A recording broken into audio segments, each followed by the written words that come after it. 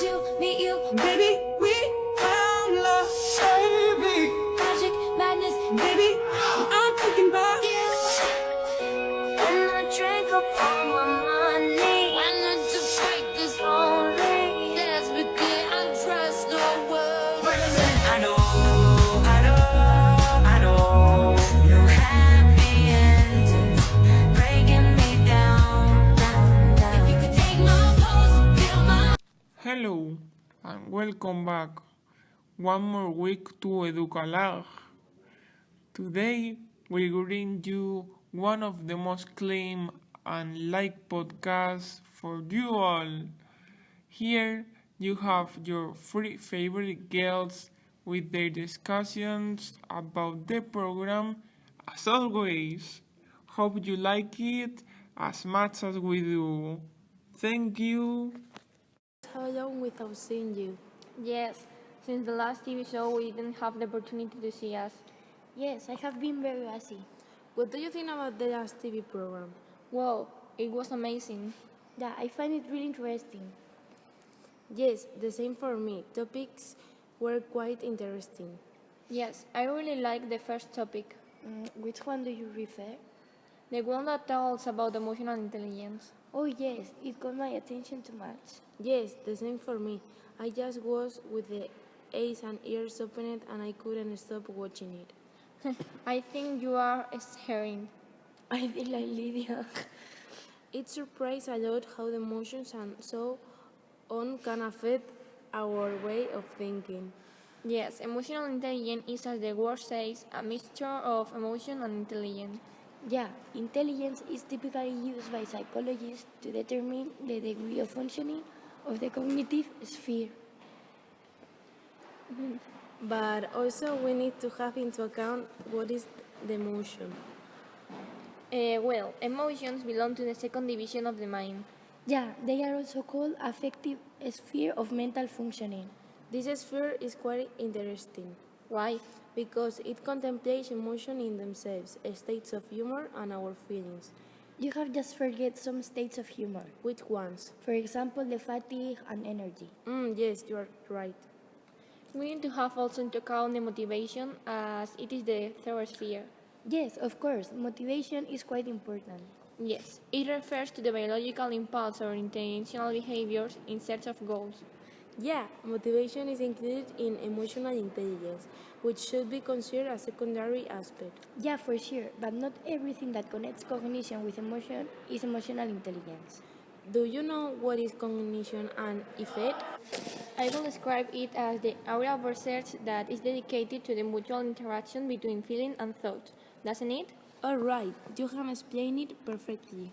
We can say that emotion changes thinking from many points of view, but it couldn't necessarily make a person more ready. Yeah, emotions indicates that states of human usually predispose people's thoughts and people with good humor. Yes. It is said that people with good humor are healthier than others. Yes, and people with bad mood tend to think that they are sicker or that the economy is getting worse.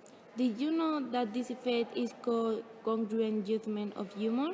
No, I didn't know it. We can distinguish on the different branches of emotional intelligence. Yeah, but those branches is about the model of Mayer and Salovey, don't they? Yes, of course. They are the perception of, and the expression of emotions, the ability to generate, use, and feel emotions. But they are not the ones. Yes, there is humor branches. Which ones? The understanding of emotions and the regulation of emotions. That's right. I lost my man. Another topic that I have just find important and interesting is the emotional intelligence related by the drug consumption. We could highlight that the drugs are a multidimensional phenomenon in which emotional intelligence plays a significant role. Yes, people with a lack of emotional skills may resort to drug use as an external form of self-regulation to diminish, hide, or ignore their negative emotional states or to generate more pleasant emotional states. Wow, that is amazing. And that is not all. There was another study which evaluated the protective nature of emotional intelligence on the risk of smoking in adolescents. And what was the result of that study? Well, the results indicated that emotional intelligence was a protective factor of smoking risk in adolescents related to a better perception of negative social consequences. Oh my god, how things work. It has shocked me. Yeah, it is very surprising how things work, and we are not conscious about that until these types of study arise to give information and maybe solutions. How about psychoevolutional, psychosocial, and differential aspects of emotional intelligence? Well, I think that in the physical evolutive aspect, children are born with the cognitive skills, and along their growing and maturing, they become perfect and become experts. Yes, in the psychosocial aspect, the fundamental factors that must be focused on are roles of the family and its environment. And we cannot forget about the differential aspects, in which we focus on gender differences and the studies conducted.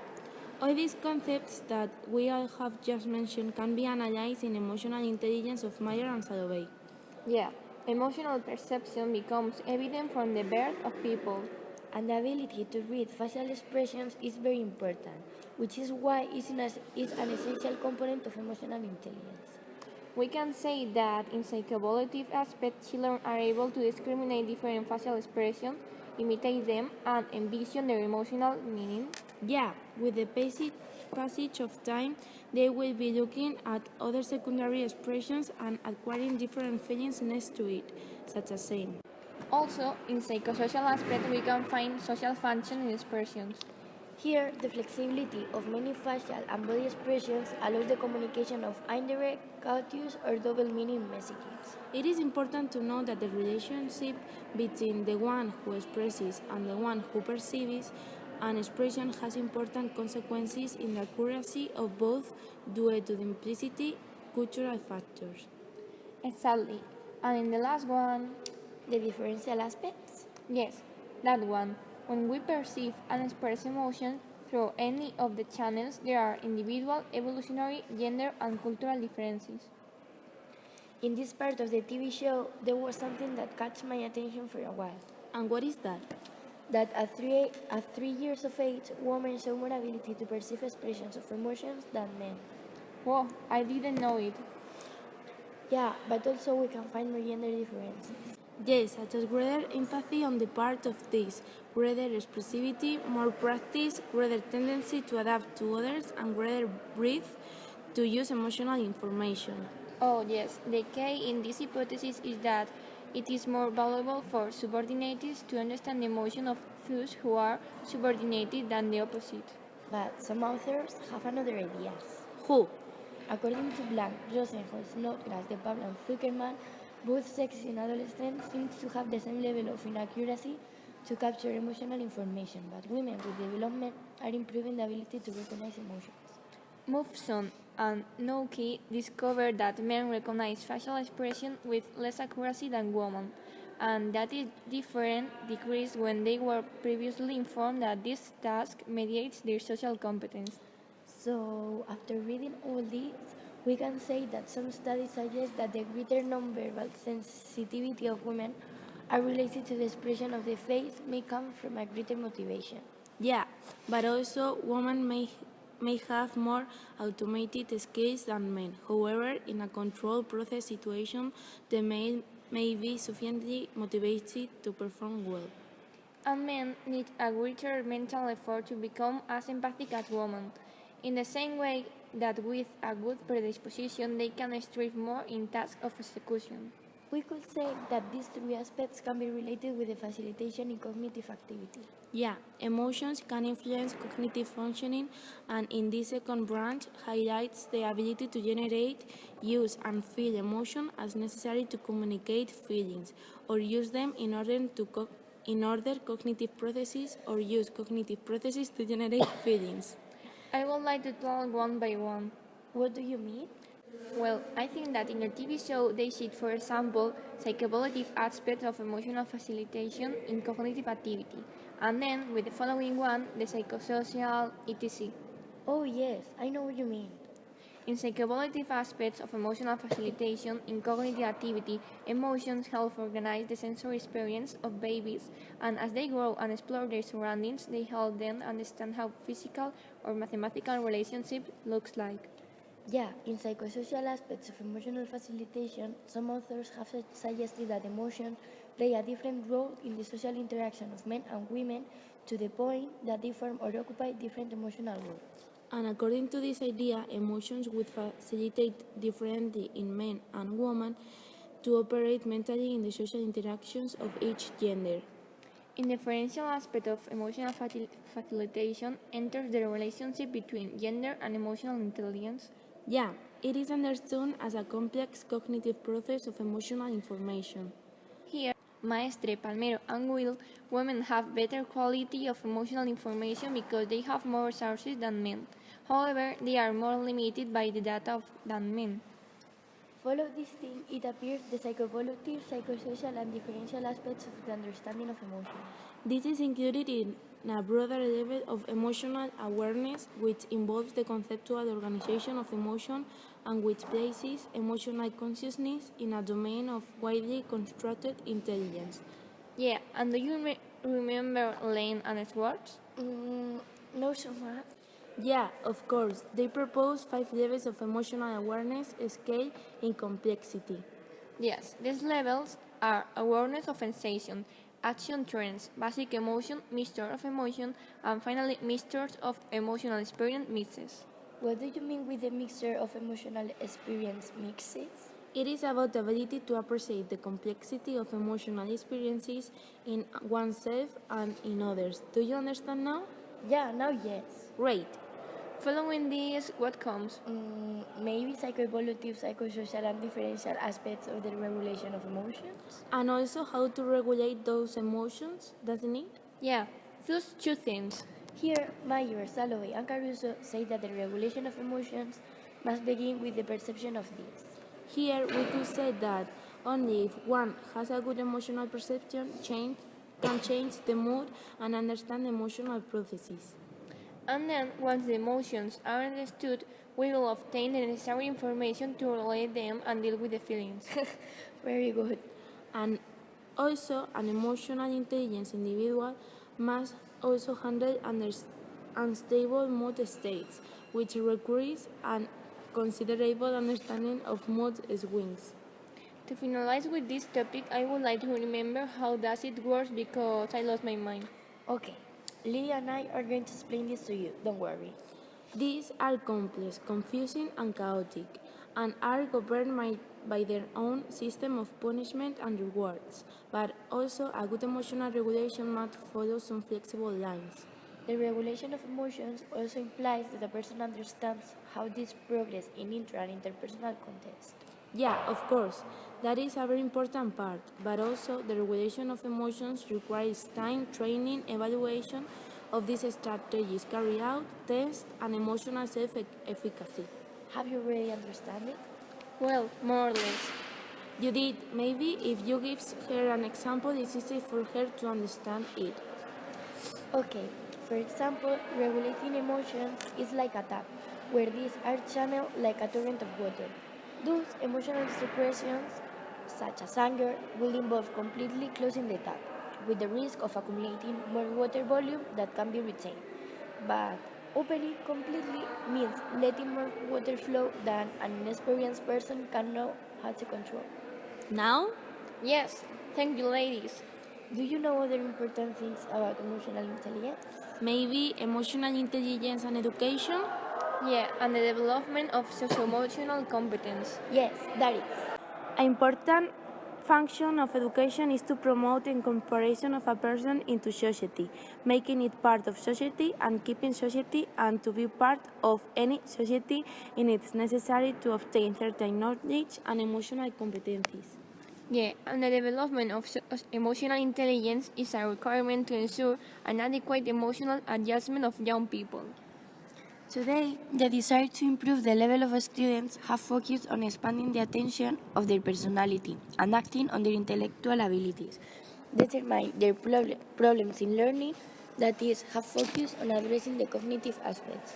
The emotional intelligence model of Mayer and Salovey facilitates studying the role of emotional skills related to training and social adaptation.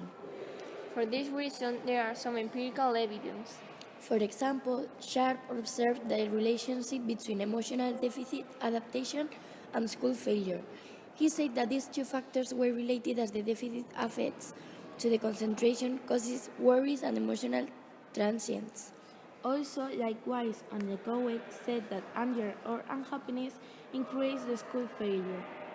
And finally, Aluja and Blatz say that the deficit of social adaptation causes problems in academic success.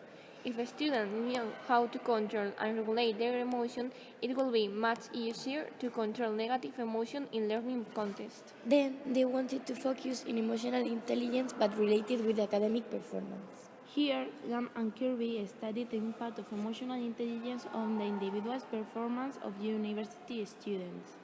We need to have into account the indexes. The emotional intelligence indexes were obtained through a questionnaire called MEIS. These questionnaires were based on the study of Mayer and Salovey. Sorry. And the most amazing thing is that students with higher emotional intelligence obtain the best grades because they were able to regulate their own emotions.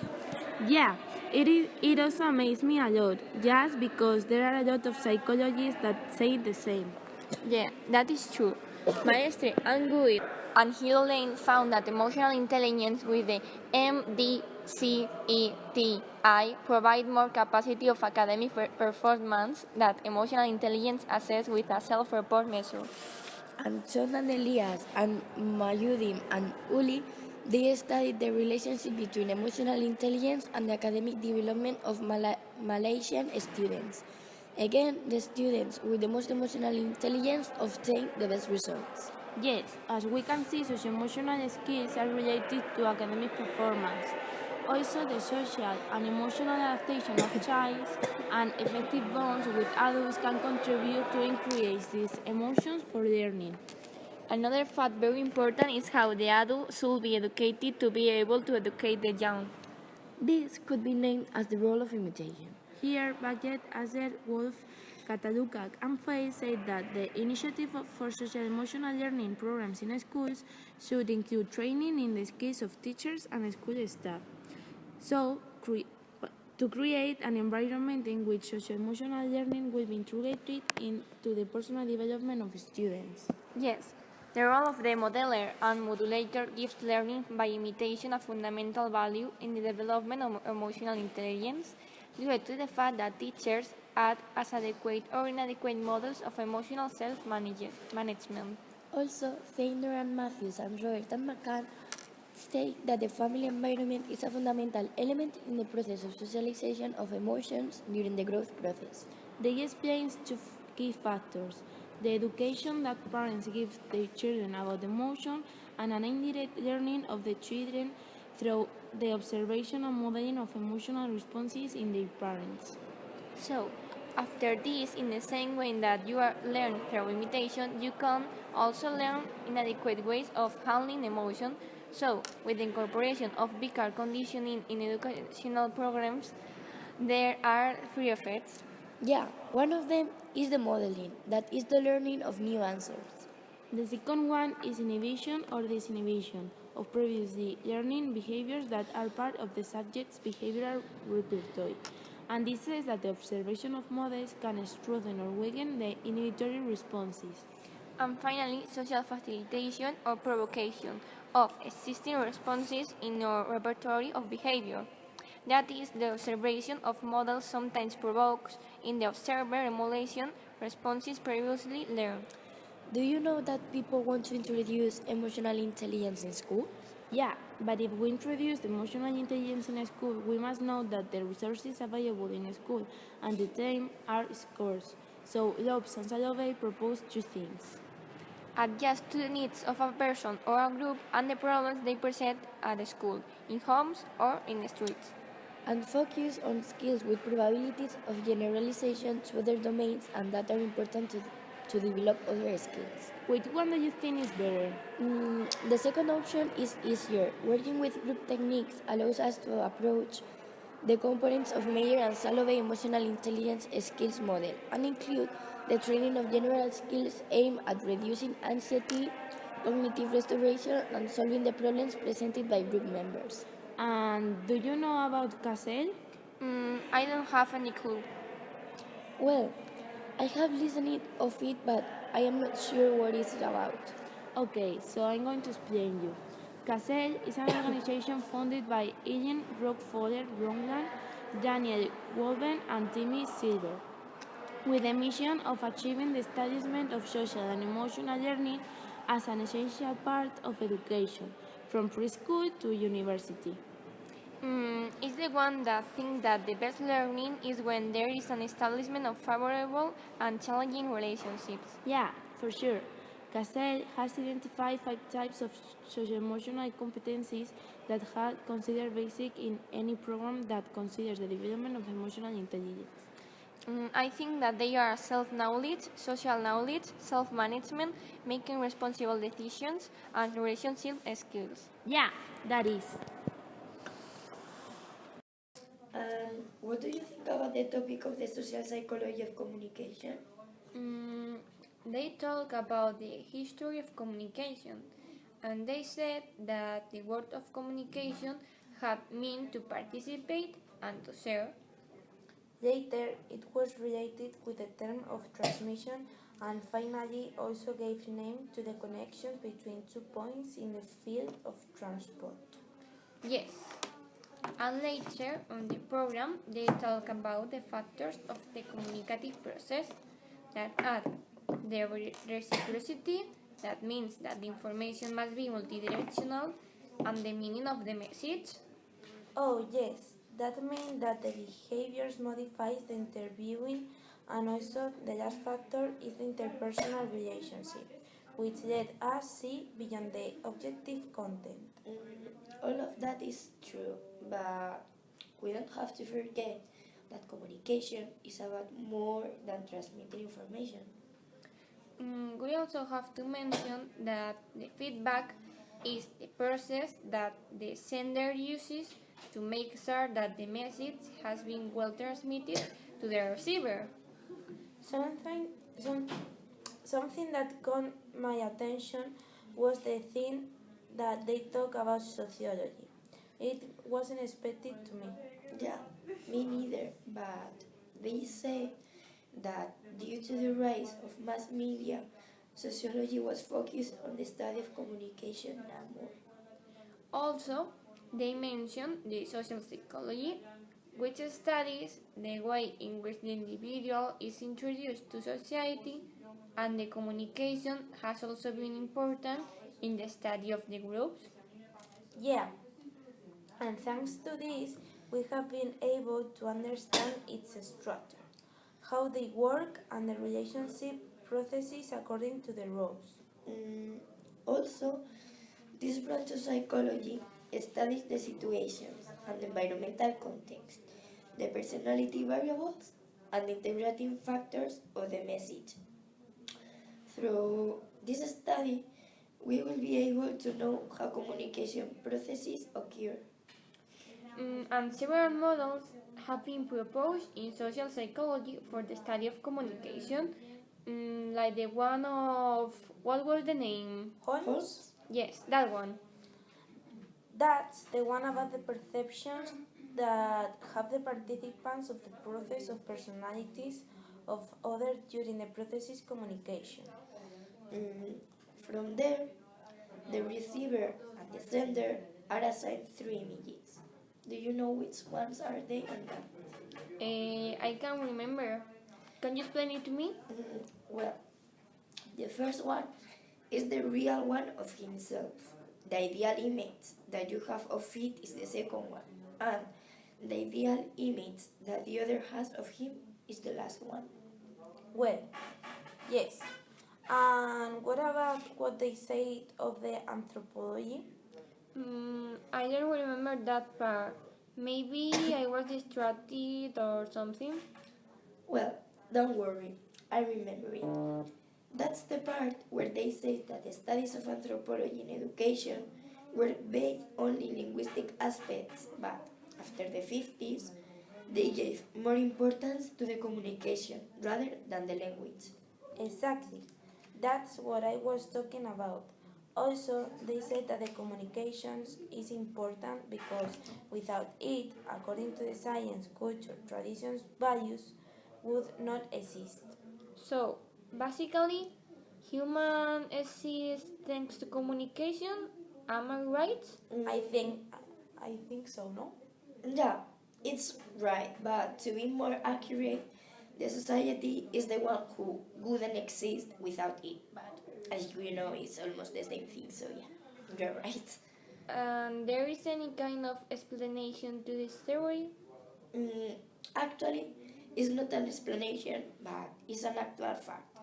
And it's that people develop the need to communicate with others because from birth we surround ourselves with society. Also, the basic dilemma by which communication is explained in humans has always been found in the innate and accurate need. Oh, yes, I remember that part. The innate need because the human has within him an exploratory impulse, and it is acquired by relying on experimental studies that try to explain how it is acquired. We also have to talk about the aspects of the communicative act. Do you girls know them? Of course, we have the communicator, the speaker, and the recipient. And do you know what is the last one? The receiver. Yes, that one. So the communicator is the initiator of the communicative process, producing a message that aims to reach its destination. A distinction is made between source and speaker to refer to the primary origin of the intention to communicate, and to the person in charge of directly transmitting the elaborated message. Also, the concept of receiver is associated with the person receiving the message, while the concept of recipient is the last destination to which is addressed. Both concepts are usually included under the term perceptor.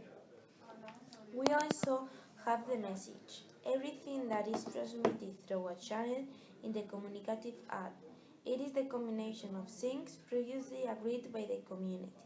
The channel, the language code, and the coding and decoding are also very important. Well, yes, of course they are, but we have to remember the information and the context too, because there are a lot of factors that can make these two processes different. Exactly. And finally, the metacommunication, the noise, and the feedback, and the communicative behaviors. What a review we did here. But talking about the communications, the communicative behavior varies according to some circumstances. Mm, yeah, for example, the distance is one of them, and it refers to the physical space that separates the interlocutors. Depending on this variable, it can be near or far. And we can talk also about different kinds of distance, according to the behaviors and receptor capacities of the sensory system used. Well, the comfortable reach, which is the distance, is carried out with low psychological cost. There is no effort for transmission, reception, and the behaviors are spontaneous. Another one is the limited scope, that is when the communication is altered and is of doubtful interpretation due to the presence of noise. Another ones are the perception of inaccessibility when the distance is such that the effort to communicate is almost useless. Other is far when the distance is such that the use of a technological channel is necessary. And finally, but not least, the unlimited distance. The distance is so high that the channel facilitates a contact between communicators. Other circumstances are the speaker and receivers. That includes the primary communication, which is between two people or in a small group, and the quasi-primary communication, which is in small groups. The last one is the secondary communication, right? That is without direct contact between the elements that execute it, in large groups or mass communication processes. And other circumstances are the process generated to communicate, the character of communication, and the function that performs. They also talk about the socialization function, and they say that the family group constitutes the most influential nucleus of the social groups in which man develop as a social being. That's because the communication in the beginning is carried out mainly in the family. What do you think about it, Lydia? The screams, smiles, or cries are forms of manifestation that facilitate in the infant the acquisition of guidelines of behavior based on demands of the environment. As these demands change, so the forms of communication evolve. In the same way, the values that develop in the child's personality are acquired from the continuous communicative interactions developed by the parent figures with their children, of course. The types of communication received by the child in the family or group interaction make the child acquire a certain social status. Now, about talking about the development of the kids, we have to remember the educational function because education is a communication process far excellent and the most complex. The communicative interaction that is established in educational development not only has the objective of transmitting the cultural values of a society. It also shapes the attitudes of the individual, the intellectual processes, and everything that is needed to develop the life in the community to what the subject belongs. Well, mass media constantly act as socializing agents, and the schools uses more and more sophisticated communication means to get all the material needed by the student at every age and for every situation. Also, the nonverbal communication is very important.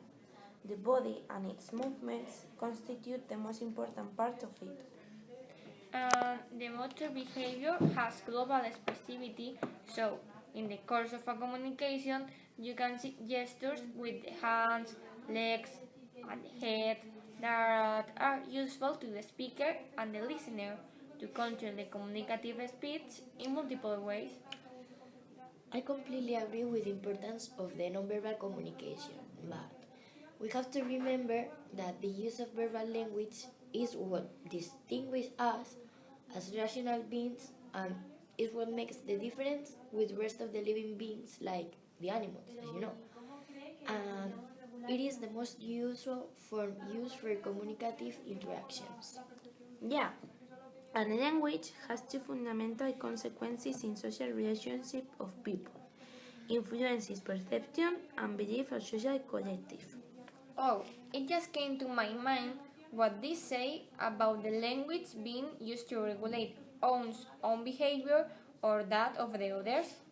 Yeah, and I think that we can find two forms of verbal expressions of behavioral control, the primitive and the derived one.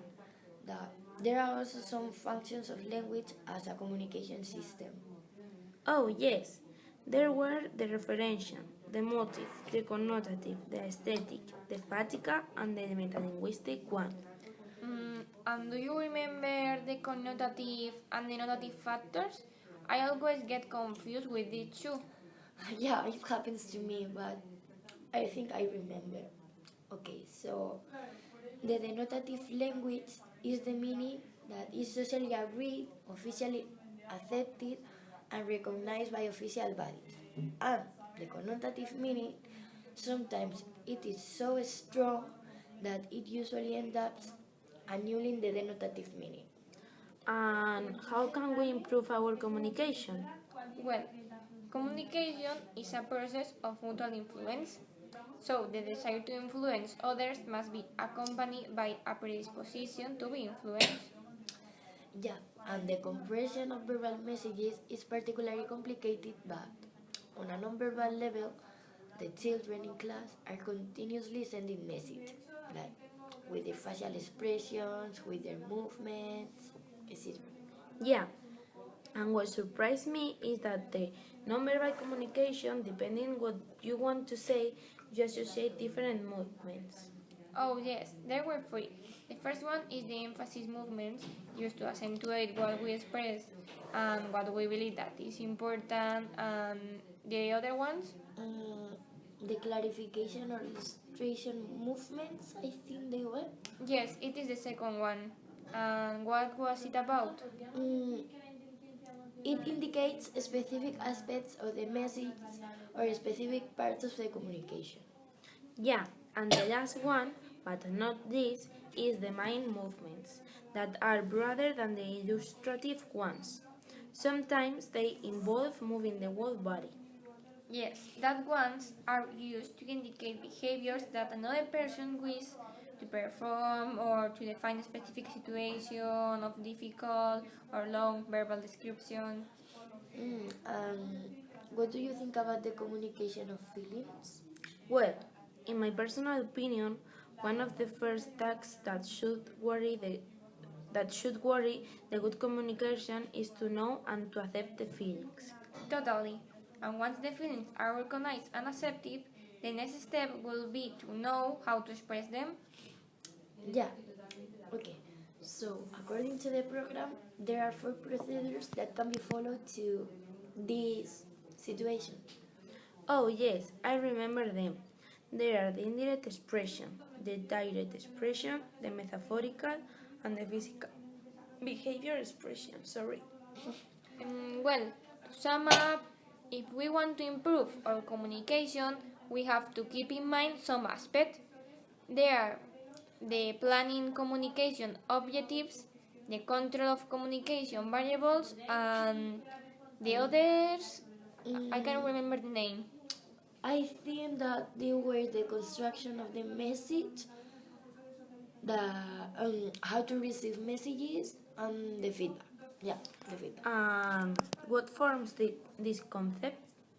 Well, the first one talks about the sense of the communication, and to achieve these objectives, it must be perfectly delimited and the speaker must be aware of them.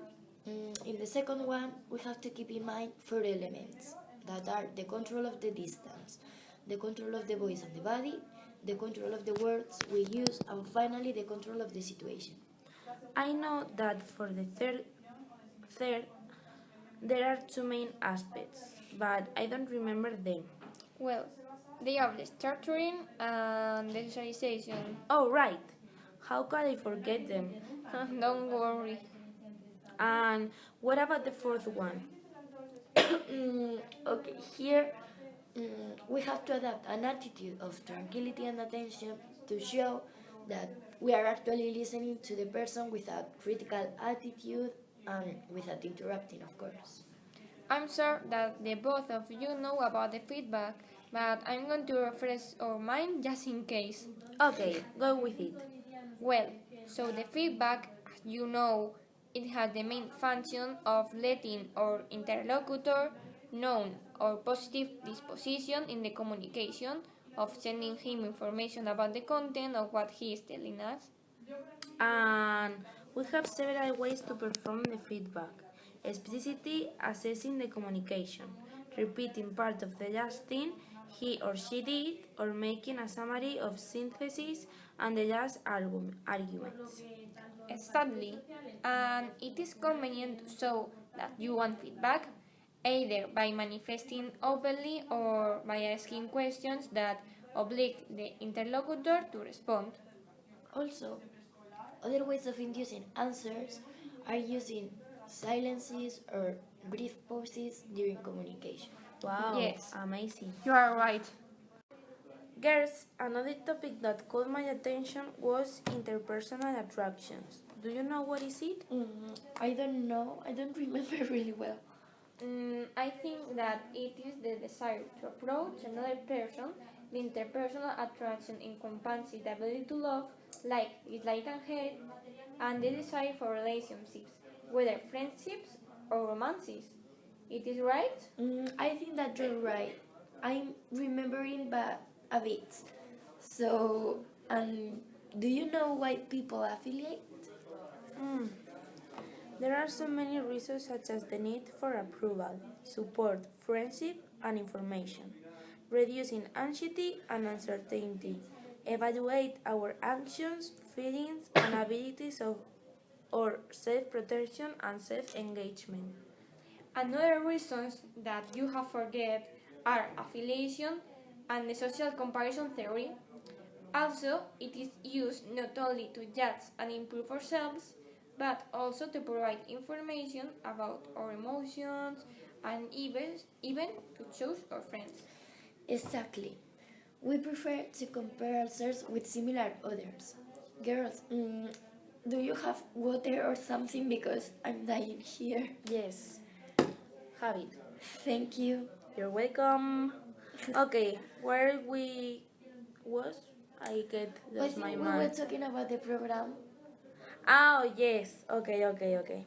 In the program, they talk about a really interesting theory called social exchange theory, which proposes that we seek out and maintain those relationships in which the reward exceeds the cost. Also, it says that exchange good can be either material or non-material. Um, do you know what increases linking? Mm, I'm not sure, but I think that one fact that affects linking is proximity because they talk about some author. Eon Festinger? Yeah, I think so because they say that he came to the conclusion that people were more likely to choose as friends those living in the same building and even on the same floor. Oh, amazing. Yeah, people who live close by are accessible, so that interacting with them requires little effort, and the rewards of doing so have little cost. Yes, proximity became a more nuanced psychological concept during the 20th century. It is because the potentially negative impact of having a long distance lover that is listened by a phone call, email, Facebook, you know. Yeah. Well, not only talking about lovers, but what will we do now without the social media, emails, and all of that? I can imagine it. Do you? No. Well, another fact that affects linking is familiarity. For example, when something familiar seems different, people usually feel uncomfortable. However, there is another point to this. That is, the more we know someone, the more we uncover things that make that person dissimilar from ourselves, leading to dislike. Wow. Oh. The third fact is similarity. In that, Bean and Color said that attitudes that were markedly similar were an important ingredient in maintaining relationships. Wow. Okay. And what was the law of attraction? I think that it established that attraction towards a person bears a linear relationship to the actual proportion of similar attitudes shared with that person. More or Wow. less.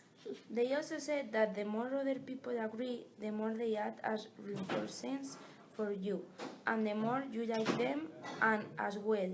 Differences in attitudes and interests can lead to avoidance and dislike. Other fact that affect linking is social matching, in which people are paired up on the basis of having compatible attitudes, but also on sharing demographic characteristics. Wow, that's amazing. I don't remember that part of the show. Maybe I was distracted or somewhat. But about that, I read about a study that was done to see what effect the types of names had on attraction. And they found out that people were more likely to marry someone with the same surname as them. Unbelievable. For example, my grandfather and my grandmother are called with the same surname. Smith, no? No, my grandmother has a surname Soria, and my grandfather also has Soria. So they are. Sorry. Yes. So they fall in love. Yeah. But another study to see what effect the types of names had on attraction revealed that people were more likely to marry someone with the same surname as them. Yes. And a study of heterosexual dating preferences among four ethnic groups in the United States showed that participants generally prefer partners from their own ethnic group. Wow, that's really interesting. I would like to read more about this. It's strange. Well, no, not strange. What do you think of it? Yes, it is strange. So, girls, the last fact that affects linking is personal characteristic that is about having similar interests, leisure activities, attitudes, values, and social skills that are determinants of attraction. And what about self-disclosure? It is about the sharing of intimate information and feelings with another person, and is a very important determinant of long-term intimacy in a relationship because people tend to reveal more to people that they like and trust. Exactly.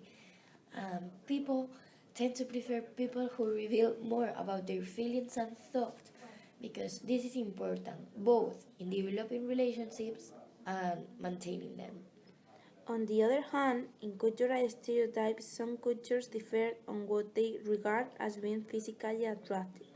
For example, in Africa, having big thighs and being large is pretty.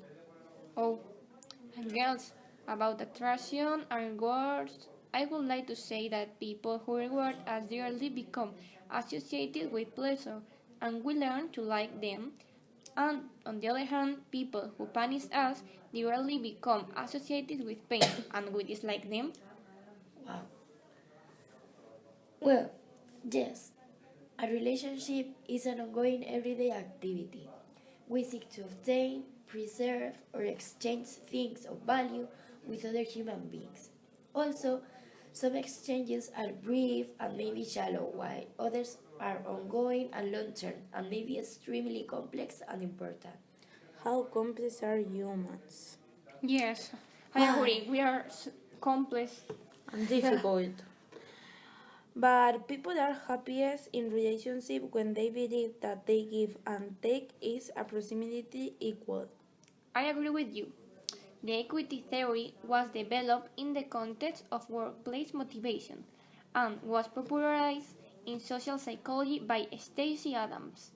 It covers two main situations that are the mutual exchange of resources, as in marriage, and the exchange that is limited resources that must be distributed.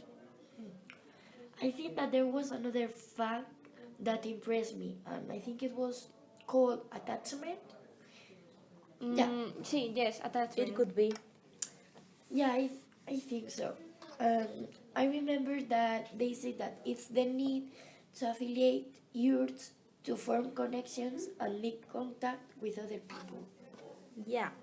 Obviously, there are times when we wish to be alone, to enjoy our own company. However, the effects of too much social isolation can be dire indeed.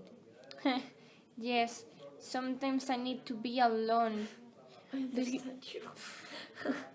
Do you know that Stanley Stature described a connection between being isolated and feeling anxious?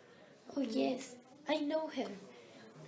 And furthermore, being alone can lead people to want to be with others, even with strangers. And Scatcher surmises that having company serves to reduce anxiety. Do you know it? No. But you have forgotten that survival depends on physical needs, but also on a quite independent need for care and intimate interaction. You're completely right. And now that I remember, do you remember that part of the program when they talk about the experiment of this man going to an island all on his own, and he become crazy because he was alone? Do you remember it? No. The one. I remember the experiment about children, but know how it works. Do you know it, Lydia? Yeah, The psychoanalyst Renee Speed reported on babies who had been in an overcrowded institution for 2 years, left by mom who were unable to look for them. The babies were fed but rarely handled, and were mostly confined to their cost. Oh, how sad sounds that. What happened with them? Compared with other institutionalized children who had been given adequate care, they were less mentally and socially advanced, and their mortality rate was extremely high. Oh, How sad. Well, Harlow's investigation was extended to babies that were totally isolated from contact with any living being for up to 12 months, I think. Such long periods of solitary confinement had drastic consequences. do you know why are some people attractive? Mm, I don't remember that part of the program, sorry. They say that attraction is a fundamental part for friendship. To begin, thought many first meetings are by chance. The first cue in evaluating others is how they look. If you are attractive, people judge you more positively. Wow. And what are the three attachment styles?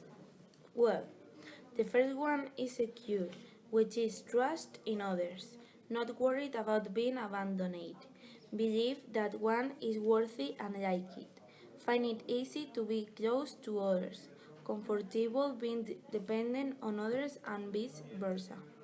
The second one is avoidant, which is the suppression of attachment needs, past attempts to be intimate, having reviews, uncomfortable when close to others, find it difficult to trust others or depend on them, and feel nervous when anyone gets close. And the last one, the third one, is anxious, which concerns that others will not reciprocate one's desire for intimacy. Feel that a close partner doesn't really offer love or may leave. Want to merge with someone and oof, yeah, and that can scare people away. I get my loss. Thanks again for explaining to me. Now it makes so sense. Don't worry. Another very interesting question is why are some people attractive? Well, I think that we feel attached to someone is because we are charmed, we want to spend time with that person, or because we want to know about him or her. Yeah, I think that attraction is fundamental for friendship to begin. So many first meetings are by chance. Well, I think that the first cue in evaluating others is how they look. If you are attractive, people will judge with more positively. I have said it before, girls. Don't listen to me? What about evolution and attraction? Evolution theories has been applied to help understand a number of fields on social psychology, but also it has helped us to understand things such our strategies for choosing a long-term partner. But there are different opinions about the application of such theories to social psychology. Yes, that is right. Judith, what about Judith Langlois?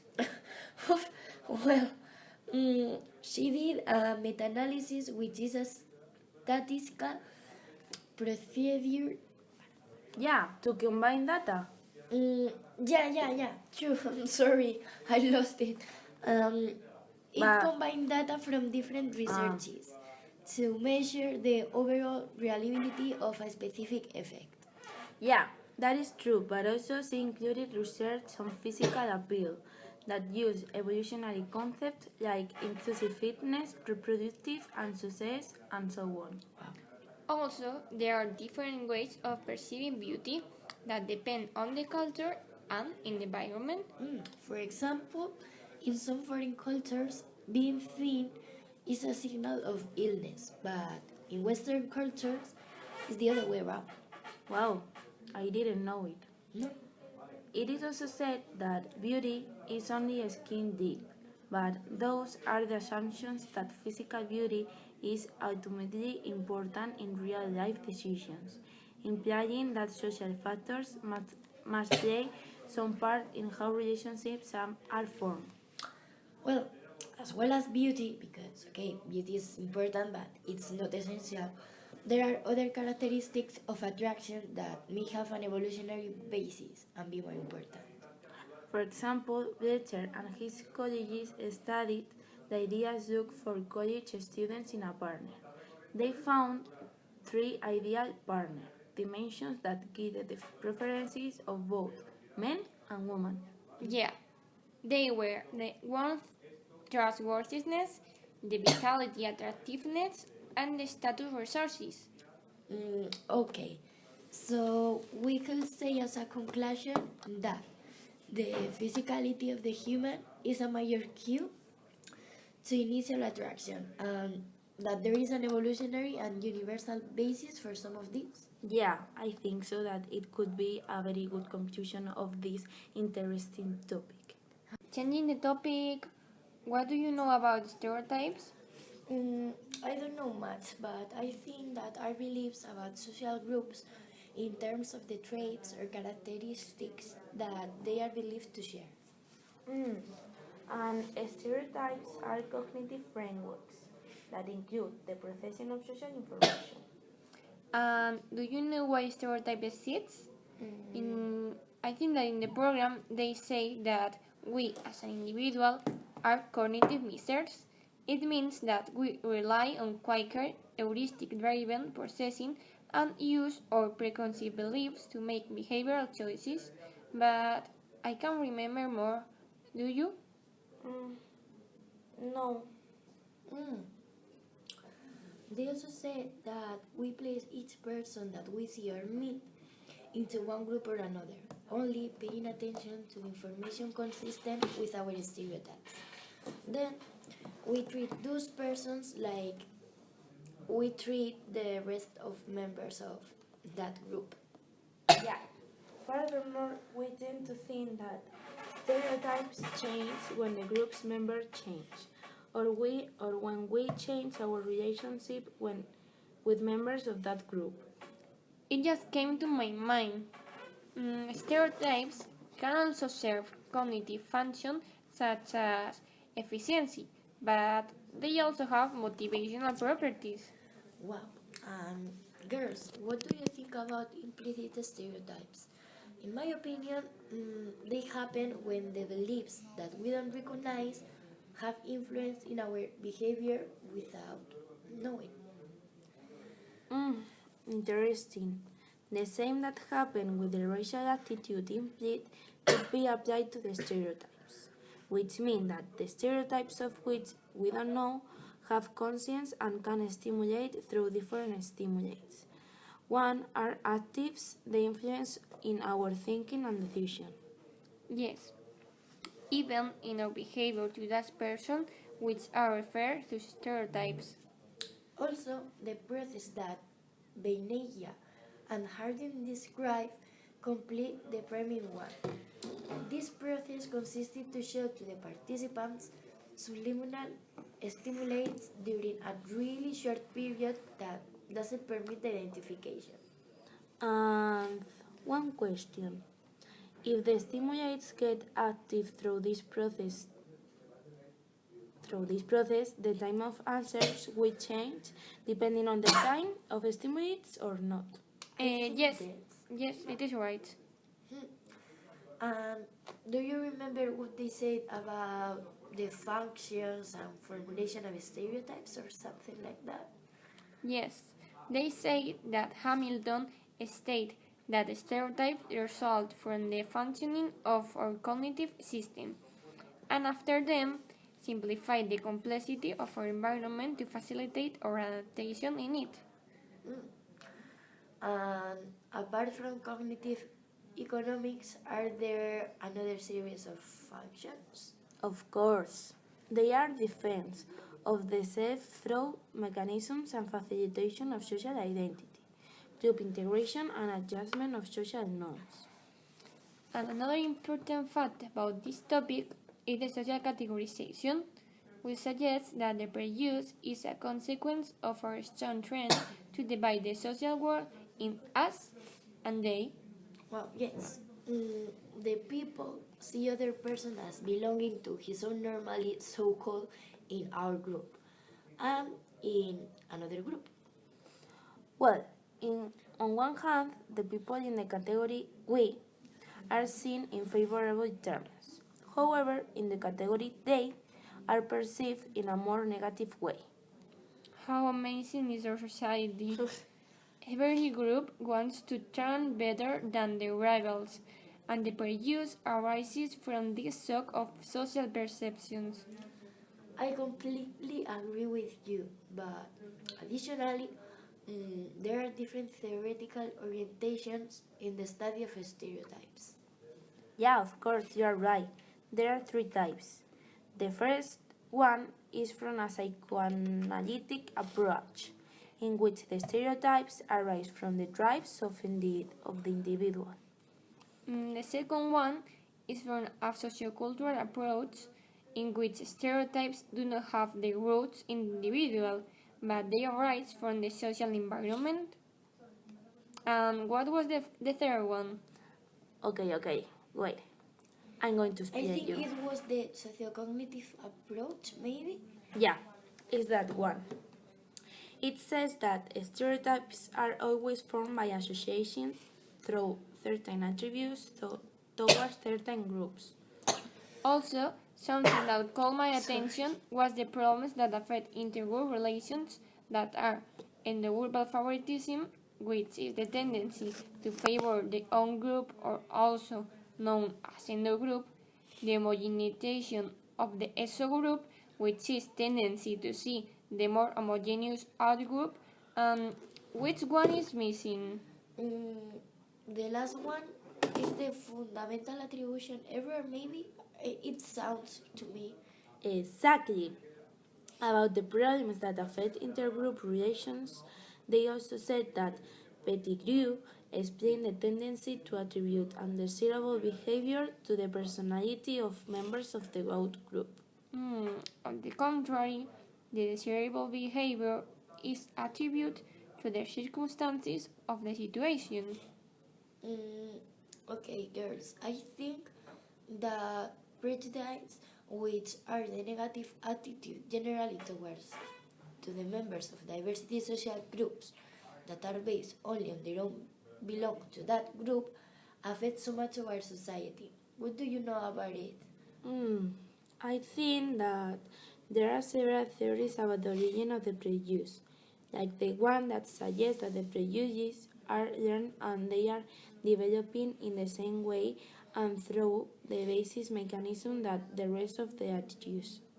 The second theory suggests that the direct experiences with persons of other groups also give shape to our racial attitudes, as well as the preoccupation for acting in the way of prejudice and the restriction or limitations and interacting with persons of different groups.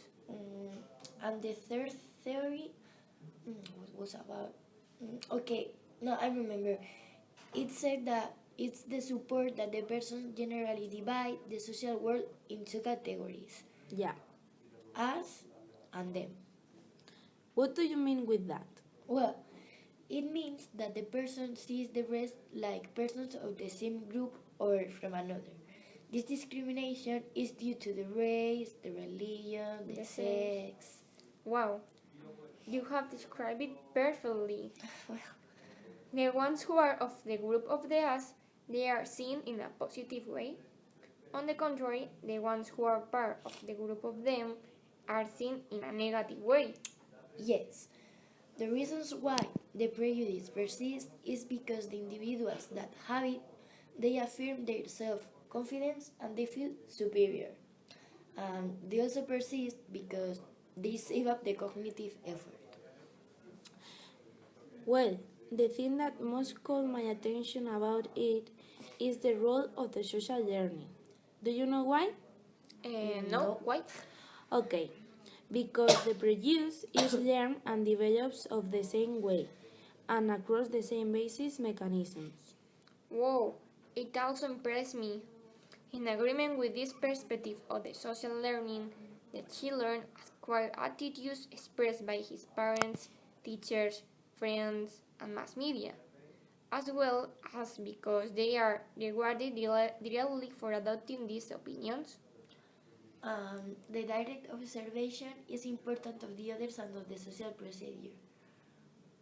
Do you remember what categories they mentioned? No. Categories or theories? Sorry. Theories. I am very Sleepy. yeah. Of course. They mention the theory of real conflict, which says that the prejudice is the rift of the competence in these racial groups because of the beliefs and the opportunities based value, that they etiqueted the opposite like enemies, and that the result is a prejudice with a great emotional in all his expressions. That theory was the one that also said that as it maintains the competitive, the individuals perceives the others in the way more and more negative, carrying in occasions to a direct or violent conflict. Yes, that is. Yeah. Another theory is the theory of the social identity, which serves to press the self-esteem by means of identifying with specific social groups, and as a result, we have the prejudice due to each group see itself as superior and better than its enemy. Okay, thanks for explaining it, girls. I was not paying attention at that moment. Now, to compensate you, I'm going to explain the ways to reduce the prejudice. One example is to encourage the parents and other persons to transmitting to the children tolerance instead of prejudice. Yes, since the parents want the better thing for the children, it is necessary to demonstrate the consequences of the prejudice and in this way avoid the transmission. No? Yeah, Yes. I think so. Can you tell me more about it? It really interests me. Of course, another useful technology consists of the recategorization to persuade the individuals in order that they modify the limits between us and they, so that the members of the group happen to form a part of our group by means of the cognitive interventions. Exactly. Social influence plays a significant role in both the maintenance and reduction of prejudice. We want to hold beliefs that we see as normative of our group. Our prejudices are often predicted by what beliefs we think other members of our own group. Yes, providing individuals with evidence suggesting that members of the group hold less prejudice views that them can reduce prejudice. Another ways are to break the prejudice, to learn not to hate. Also, emotional techniques for reducing prejudice are effective. You're right. People with egalitarian standards can feel guilty when they violate those beliefs and personally behave in a prejudicial fashion. To close with this topic, what do you think if we talk about discrimination? It is a good idea. Okay, first, what do you think that is discrimination? I don't know if I am right, but I think that discrimination is the conduct of lack of equality in the treatment of people by virtue of their group or category membership. Yeah, it can be positive, benefiting groups of people, or negative when obstacles appear that prevent certain people from being able to handle themselves under the same conditions as others. Another fact is that because open discrimination is currently illegal in many countries, this behavior overtakes more forms. These forms include attitudes such as new racism, sexism, emblamentings, and reserve discrimination. Now I remember it. This new variety of racism focuses on three components that are the denial of discrimination against minorities, the opposition to demands for equal treatment, and what is the last one? If I remember well, I think that is the resentment of special favors for minority groups? Yes, that one. Yeah. So about discrimination, do you know what different types of people to face discrimination? It was new for me when I saw the program, but it makes me think a lot. The same happens to me. I can explain it to you. Strategic intolerance act according to their prejudice, and the strategic liberals don't have any prejudice, but they can discriminate if the situation gives them some benefits. Another types are the convenient liberals that are out of prejudice and discrimination, and there are some other people who discriminates only in terms of race, gender, handicap, and others who have individual distinctions. This kind of discrimination affects only the personal achievement, skills, or qualification between two persons. Wow, we were really paying attention to the program. Yes. So, okay, as a conclusion, I would like to say that when we see or meet some individuals, we tend to join him, her, to a sociological group, and a sociological group has his own particular characteristics, known as stereotypes, as we said before. Also, people used to mix up these characteristics and turn them into prejudices, which are the way we treat those sociological groups even when we don't know them. This prejudice also can be positive or negative. And girls, finally, regarding those bad prejudice, we reach to discrimination, which is the action against such groups according or prejudice. Hope you have liked this new edition of Educalag. These three girls have explained really well some of the most interesting topics of the social psychology that are the emotional intelligence, the social communication, the affiliation and interpersonal attraction, the stereotypes and discrimination, and the aggression and juvenile violence in educational context. The next week, they will talk about the last three topics. The end is coming. See you next week. Bye bye. Everybody wanna steal my girl.